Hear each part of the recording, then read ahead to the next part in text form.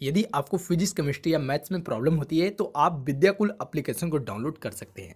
अब आप बात करेंगे इसमें क्या क्या मिलेगा। इसमें आपको notes, video lecture, PDF file free और प्रीमियम दोनों मिल जाएंगे। साथ ही आप यहां से जेईई मेंस और नीट एडवांस सभी की तैयारी भी कर सकते हैं।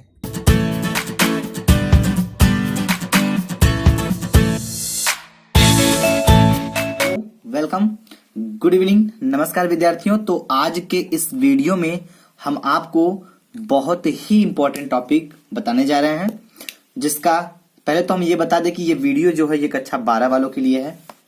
किसके लिए है? कक्षा 12 वालों के लिए है। और जो विषय है वो है हिंदी। क्या है? हिंदी है। तो आज के इस हिंदी के विषय में हम आपको बहुत ही इंपॉर्टेंट टॉपिक बताएंगे, जिसका नाम है क्या? सत्य की जीत। क्या है? सत्य की जीत। तो सत्य की जीत, इस टॉपिक को हम आज क्लियर करेंगे। तो सबसे पहले हम स्टार्ट करने से आपको ये जरूर क्लियर कर दें कि ये जो है सत्य की जीत, इसके लेखक कौन है, इसके रचयिता कौन है। तो इस सत्य की जीत को लिखने वाले जो लेखक हैं उनका नाम है द्वारिका प्रसाद माहेश्वरी। चलिए हम नाम लिख देते हैं। क्या नाम है? द्वारिका प्रसाद। ठीक है, द्वारिका प्रसाद माहेश्वरी।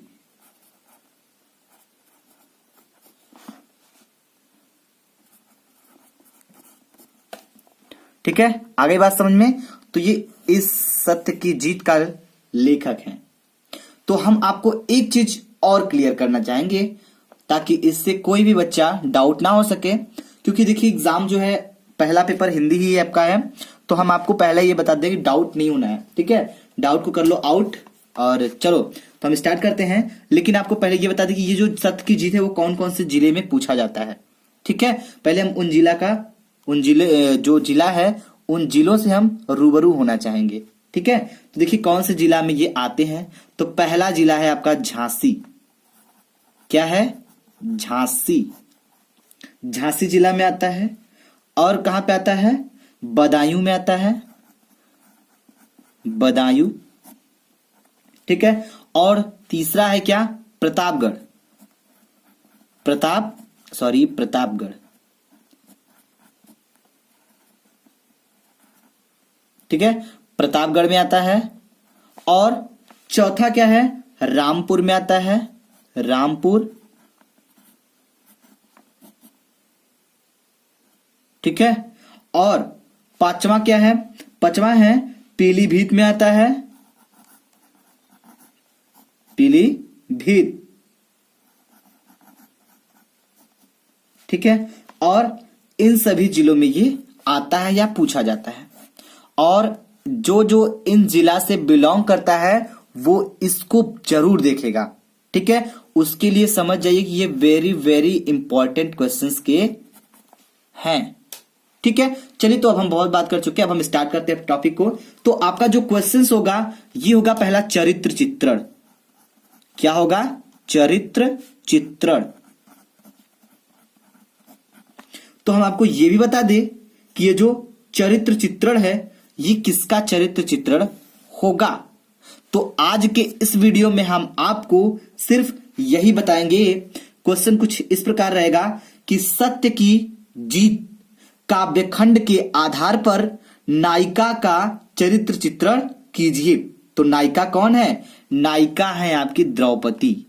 क्या है? नायिका द्रौपदी। ठीक है, द्रौपदी। तो नायिका द्रौपदी का हम आज की इस वीडियो में चरित्र चित्रण बताएंगे। ठीक है, चलिए तो हम स्टार्ट करते हैं। तो पहले हम स्टार्ट करने से पहले ये बताएंगे कि आप, हम ये उम्मीद करते हैं कि आप इस सत्य की जीत काव्यखंड को अच्छे से पढ़े होंगे। और पढ़े होंगे तो ठीक है, नहीं पढ़े होंगे तो आपको जिसका चरित्र चित्रण लिखना होगा उनके बारे में आपको पता होना बहुत जरूरी है। ठीक है, चलिए तो हम शुरू करते हैं। तो पहले ये बोलेंगे कि जो नायिका द्वारा कौन है, द्रौपदी जी आपकी हैं, ठीक है, उनका हमको चरित्र चित्रण करना है। ठीक है, चलिए तो हम स्टार्ट करते हैं। तो हम लिखेंगे क्या, पहले तो लेखक है द्वारका प्रसाद ने किया था, तो हम लिखेंगे सत्य की जीत। ठीक है, सत्य की जीत, सत्य की जीत। ठीक है, की नायिका, की नायिका, सत्य की जीत की नायिका द्रौपदी है। कौन है, द्रौपदी है। ये तो आपको पता होना चाहिए कि नायिका कौन है और नायक कौन है। और ठीक है, अगर ये सब पता रहेगा तो आपको और मजा आएगा बनाने में। ठीक है, तो ये तो आपको क्लियर हो गया कि इसकी जो नायिका है ये कौन है, द्रौपदी जी हैं। ठीक है, और आगे ध्यान दीजिए, तो हम लिखेंगे द्रौपदी। ठीक है, द्रौपदी, द्रौपदी की चारित्रिक विशेषताएं, चारित्रिक विशेषताएं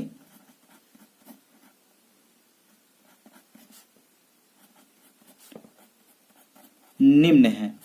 अब कौन कौन सी हैं ये समझिएगा। तो पहले हम उसके बारे में एक प्रोफार्मा बनाएंगे, यानी हेडिंग बाय हेडिंग बनाएंगे ताकि और भी मजा आए। और नंबर पूरा लेकर जाना है तो हेडिंग तो जरूर बनाना पड़ेगा आपको। तो हेडिंग कैसे बनाएंगे, पहले उनके बारे में हम लिखेंगे कि स्वाभिमानी थी वो। पहली हेडिंग क्या होगी, स्वाभिमानी, स्वाभिमानी। ठीक है, स्वाभिमानिनी।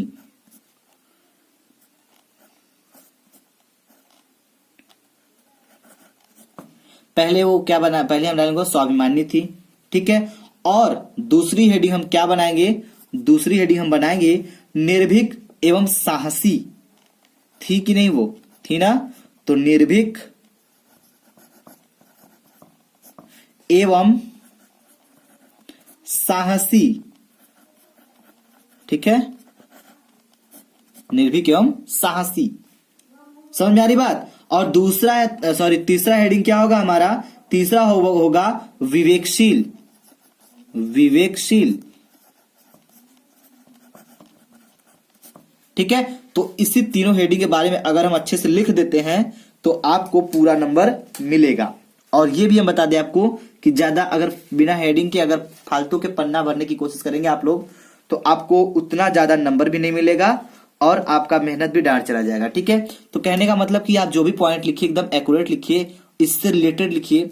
कहते हैं कि जो एक पन्ने में नहीं समझा सकते उसको अगर 5 लाइन में अच्छा बेस्ट समझा देते हैं तो आपका 5 लाइन उस एक पन्ने के बराबर होता है। ठीक है, बहुत लोग होते हैं क्या करते हैं कि पन्ना भरने के चक्कर में पड़ते हैं और काफी सारा लिखने लगते हैं तो नंबर उनका कटता भी है। और ज्यादा भी लिखेंगे तो नंबर अगर मिलना भी होगा तो उतना ही मिलेगा, उससे ज्यादा तो नहीं मिलेगा। लेकिन उसके चक्कर में उनका दूसरा क्वेश्चन छूट जाता है। क्यों छूटता है, क्योंकि उनका टाइम लॉस होता है वहां पे। तो हमने 3 हेडिंग डिसाइड किया है तो 3 हेडिंग पे हम बात करेंगे और भी अच्छे अच्छे वर्डों का यूज करेंगे इसमें। ठीक है, तो पहले हम स्वाभिमानी, तो इनको सिद्ध करना पड़ेगा कि ये स्वाभिमानी किस प्रकार की थी। ठीक है, चलिए तो देखिए ध्यान से। तो हम हेडिंग डालेंगे क्या, स्वाभिमानिनी पहला। ऐसे ही लिखिएगा बिल्कुल ताकि आपको बहुत ही मतलब साफ साफ लिखिएगा राइटिंग, ताकि आपको समझ, आपकी राइटिंग एग्जामिनर समझ सके। ठीक है, स्वाभिमानिनी। ठीक है, ये हो गया हमारा हेडिंग। और हम एकदम अच्छे से लिखेंगे ताकि स्केल उसको लेके बैठिएगा ताकि आपको किसी की जरूरत ना पड़े। ठीक है, तो लिखेंगे द्रौपदी। ठीक है, द्रौपदी स्वाभिमानिनी है, स्वाभिमानिनी है। द्रौपदी क्या है, स्वाभिमानिनी है। वो किस प्रकार है ये हमको सिद्ध करना होगा इसी हेडिंग के अंतर्गत। कैसे करेंगे बस समझते चलिए। तो पहले हम लिख दिए कि स्वाभिमानिनी है। वह क्या कि वह अपमान सहन नहीं कर सकती हैं। कौन, द्रौपदी। ठीक है, तो लिखेंगे वह अपमान, ठीक है, वह अपमान सहन नहीं कर सकती, नहीं कर सकती। ठीक है, वह अपमान नहीं सहन कर सकती। और क्या हो जाएगा कि वह अपना अपमान, ठीक है, वह अपना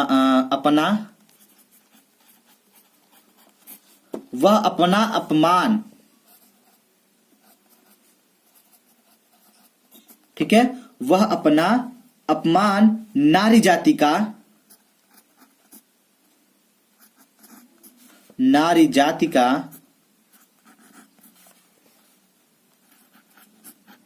अपमान समझती हैं।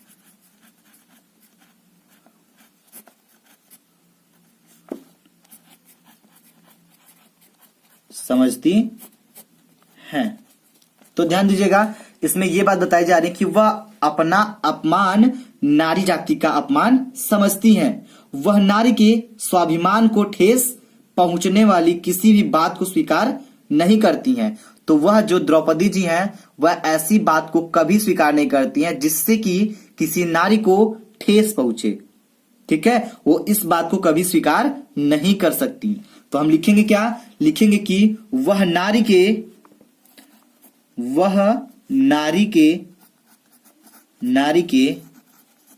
ठीक है, वह नारी के स्वाभिमान को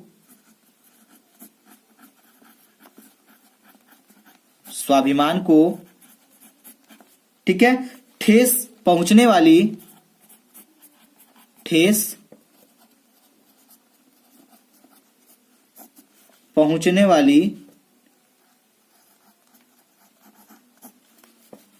किसी भी बात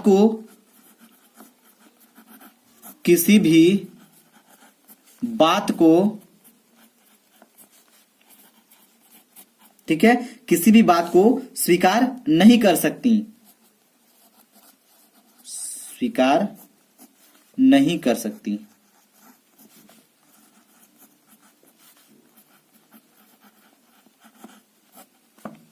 आई बात समझ में कि वह ऐसी बात को कभी नहीं स्वीकार कर सकती जिससे कि नारी के स्वाभिमान को अपमानित करे या फिर स्वाभिमान को ठेस पहुंचाए, ठीक है। आई बात समझ में आ रहा है। चलिए तो ध्यान दीजिएगा, अब हम लिखेंगे सत्य की जीत की द्रौपदी महाभारत की द्रौपदी से बिल्कुल अलग है, ठीक है। तो लिखेंगे सत्य की जीत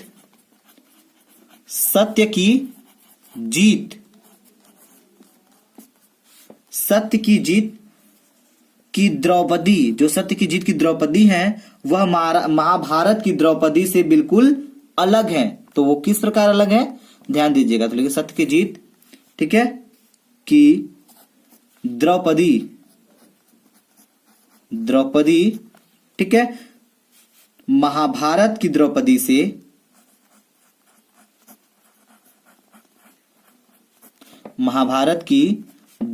से क्या है, बिल्कुल अलग है,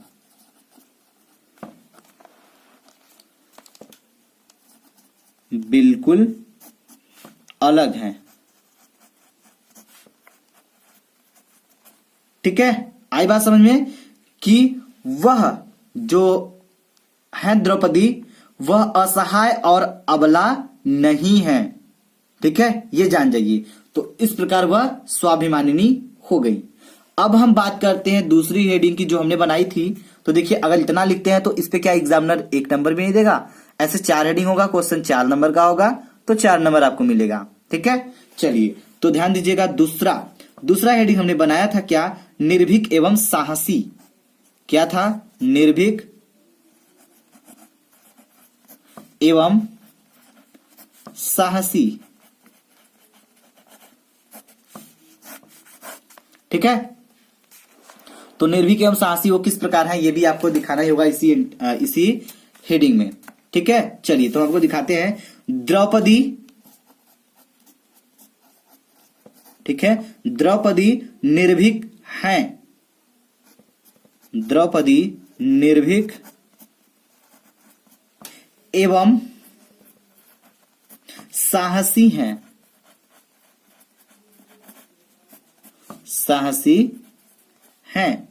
ठीक है। दुशासन द्रौपदी, ध्यान से देखिएगा, दुशासन, ठीक है, द्रौपदी के बाल खींचकर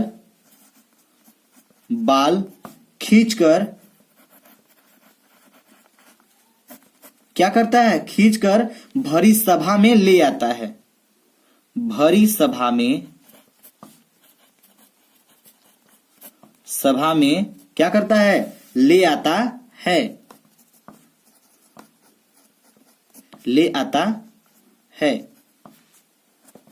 ठीक है, कहां ले आता है, उनके बाल को खींचकर भरी सभा में ले आता है और उसे अपमानित करना चाहता है। किसे, द्रौपदी को। ठीक है, और उसे अपमानित करना चाहता है।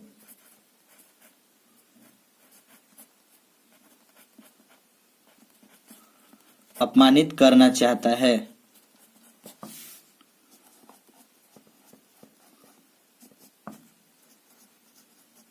ठीक है, और उसे अपमानित करना चाहता है। आगे देखिए ध्यान से, अब आगे हम क्या लिखेंगे कि तब द्रौपदी बड़े साहस एवं निर्भीकता के साथ दुशासन को निर्लज्ज और पापी कहकर पुकारती हैं। जब वह दुशासन बाल को खींचकर उनको भरी सभा में ले आता है और उन्हें अपमानित करना चाहता है, तब द्रौपदी क्या करती हैं, ध्यान दीजिएगा, तब द्रौपदी, ठीक है, द्रौपदी बड़े साहस और निर्भीकता के साथ, बड़े साहस और निर्भीकता के साथ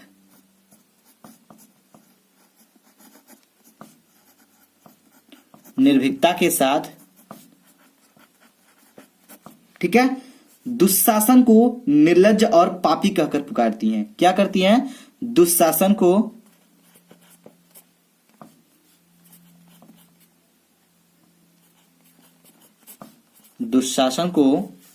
निर्लज्ज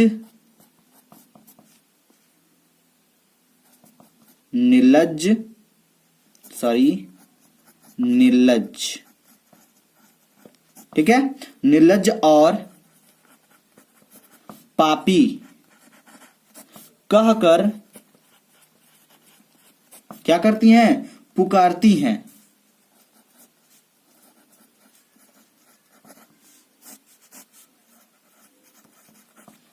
ठीक है, आई बात समझ में। तो इस प्रकार वह क्या हो गई, साहसी भी हो गई और निर्भीक भी हो गई।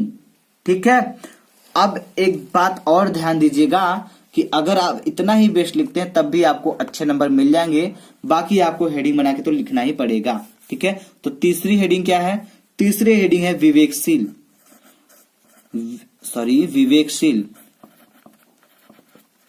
तो वह किस प्रकार विवेकशील है ये आपको दिखाना होगा इस हेडिंग में। ठीक है, तो हम उम्मीद करते हैं, आपको बता दे रहे हैं, आप इसमें लिख लीजिएगा। ठीक है, क्या कि द्रौपदी पुरुष के पीछे पीछे आंखें बंद करने वाली या बंद करके चलने वाली नारी नहीं है। ठीक है, बल्कि विवेक से काम लेने वाली है। विवेक से मतलब बुद्धि से काम लेने वाली है। वह भरी सभा में यह सिद्ध कर देती हैं कि जो व्यक्ति स्वयं को हार गया हो उसे अपनी पत्नी को दांव पर लगाने का अधिकार ही नहीं है। जो व्यक्ति स्वयं को हार गया हो उसे अपनी पत्नी दांव पर लगाने का कोई अधिकार नहीं है, अतः वह कौरवों को विजित नहीं है, इसलिए वह क्या है, विवेकशील है। ठीक है, तो आप इसको ये वाला हेडिंग अपने आप से लिख लीजिएगा। हम उम्मीद करते हैं कि आप इसको पूरा कर लेंगे। ठीक है, चलिए, तो अगर ये वीडियो आपको अच्छा लगे तो प्लीज वीडियो को लाइक करिएगा, शेयर करिएगा और हम कमेंट बॉक्स में हमें कमेंट करके जरूर बताइएगा। तो ये जिस जिले वालों के लिए था, हम ये एकदम बेसिक से एकदम क्लियर कर दिया है और इसको अच्छे से समझ लीजिएगा। ठीक है, चलिए, थैंक्स फॉर वॉचिंग।